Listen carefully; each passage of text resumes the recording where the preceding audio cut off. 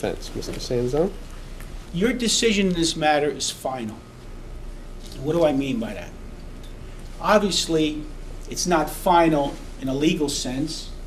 I mean, there's always other things that happen in legal cases and criminal cases. But your decision is final. Your decision is, you're never going to be able to take your decision back. You're not going to be able to say tomorrow or the next day or a year from now or 20 years from now, did I make a mistake? Because your decision is final. There's no taking it back. When you took this case, when you took the responsibility of sitting here in this jury, you told J.wmv that you would judge this case fairly. You're not advocates for the state. You are, in fact, a filter. You are a filter against the state. You are a filter to decide, as trier of facts, whether or not the state has proved its case beyond a reasonable doubt. It's a very sacred duty to vote, or most of us vote.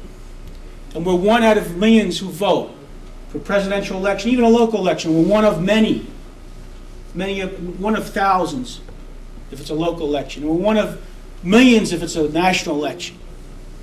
And sometimes we feel that our voice is not heard. We feel that, you know, what difference does it make? But this case, it is a difference. You do, each and every one of you do have a voice, and that voice can be heard in this case. And each and every one of you, whichever 12 sits, has an equal voice, and nobody can be bullied. I like this courthouse. It's beautiful. It's beautiful. It's an old courthouse, and I looked outside in front of the courthouse and said that this courthouse was originally built in 1750, over 200 years ago. It was rebuilt in the 1800s, but the original courthouse was built in 1750, a long time ago. And if you walk up those steps, you notice the sandstone steps, big red brick on the steps when you're walking in. You notice the indentations on those steps? You realize how many people have walked up those steps the last 200 years or 250 years? How many people? Long forgotten. Some were rich, some were famous, some were infamous. All gone, all forgotten. Even probably you went to their tombstones. You probably couldn't even read their names anymore. But what's important of everybody who walked up those steps in the 250 years that this courthouse has been around, and what is lasting, what is eternal, is justice that was given. The names are forgotten, but justice, when it was given, is eternal, it's perpetual. It doesn't matter if those people who walked up these steps spoke the King's English, whether they were rich, or what their name was. It doesn't matter at the end, does it? But what does matter is what type of people they were, what they believed in, and how they sought justice. The application was prepared on February 5th, 1996. Only 1 month into 1996. It's February 5th. So basically only 1 month has transpired in 1996. Chevy Chase has here, and Joe listed $65,000 as his income. Fine. Did you hear any testimony whatsoever regarding Joe's income in 1996? No. Other than what's contained in his case information statement in his bankruptcy petition. Joe listed in his bankruptcy petition approximately $4,800, and in his case information statement he listed approximately $4,800. But the point is, This was anticipated 1996 income. We don't know what his income was in 1995. But he prepared it in February. He only anticipated what his income was in 1996. And there's been no testimony as to what his income is in 1995. So let's be truthful. Let's be honest. Let's look at this case critically and not accept this ball of wax, this story that was been thrown upon you, and you're supposed to believe everything because it's the state. What happened in 1996 in this particular case? He got thrown out of his house, or he was told to leave his house. He was going through a separation. He lost his business on June of 1996. Of course his income went down. Of course when he finally filed his bankruptcy in 1997, he showed 1996 income of $4,800. Where's the problem with that? Is that illegal? What he didn't know? Of course not.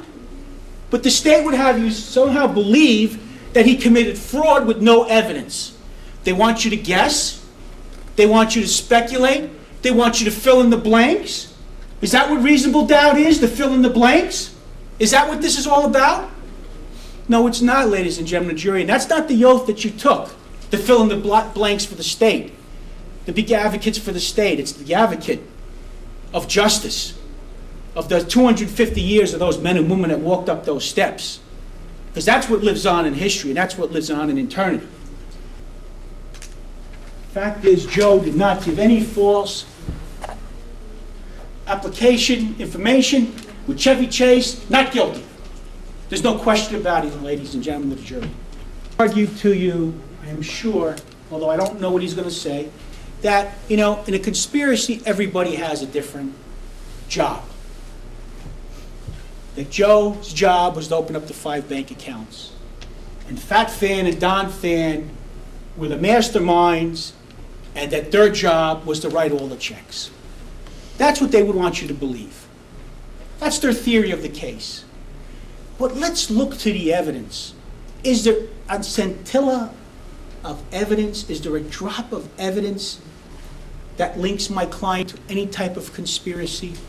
The question to that is unequivocally no. No. Did he open up the 5 bank accounts? Yes. But what does all the circumstantial evidence show? All the circumstantial evidence shows that my client was duped. And let's talk about that.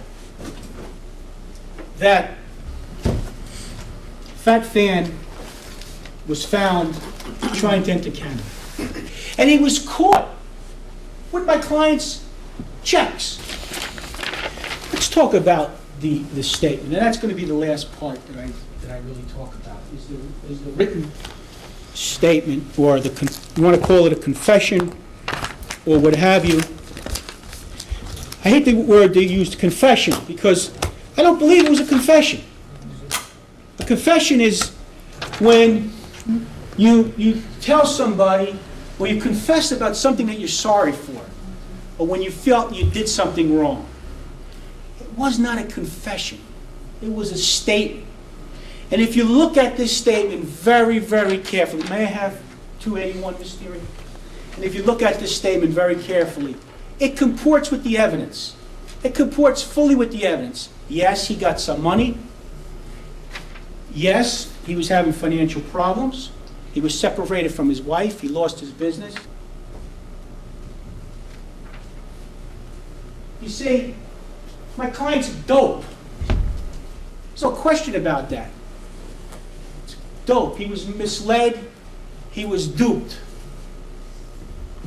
But he did not attempt to perpetrate this massive fraud on these banks. Ladies and gentlemen of the jury, you could look at this statement in 2 ways. You can look at it as a complete confession and read into the statement, or you can look at that statement in light of him. Look at that statement in light of what happened in this case. Look at this statement in light of the totality of what transpired in this case. Don't try to read anything else into it. The detective in this case had a chance to solve this crime without any doubt whatsoever. He had the opportunity. He knew the date that he was going to arrest my client. He knew. He already had in his possession all the financial records, or many of the financial records. He had canceled checks, he had financial statements, he had whatever. He had the opportunity to sit down with my client, and he had an opportunity to ask him, not all of the checks, Mr. Wynn, is this your signature? Referring to Exhibit 198, it doesn't matter. We look at any one of these. Is this your signature? Is this your signature? Is this your signature? Did you make this deposit? Whatever. You know what I'm saying. He had an opportunity to do that. He had the opportunity to show him the checks. But, you see, he didn't do it. He felt it wasn't necessary. Well, you want to know something, ladies and gentlemen of the jury? He felt it wasn't necessary. But now he puts the cross on you. You see? Now he wants you to make the decisions and fill in blanks. He took time to interview my client. He had time to make my client sign a statement, but he didn't have time to solve this case and to really find out what had transpired. Not just to take all these 330 checks, and put it on my client's lap and say, there's over $75,000 here. That's not the way it should be done. Nobody would want a law enforcement officer to solve a crime like that if it was our loved ones or somebody we cared about. You, ladies and gentlemen of the jury, are the filter. You see? You decide if it was right, the way this crime was solved, the way it was investigated. And I'm not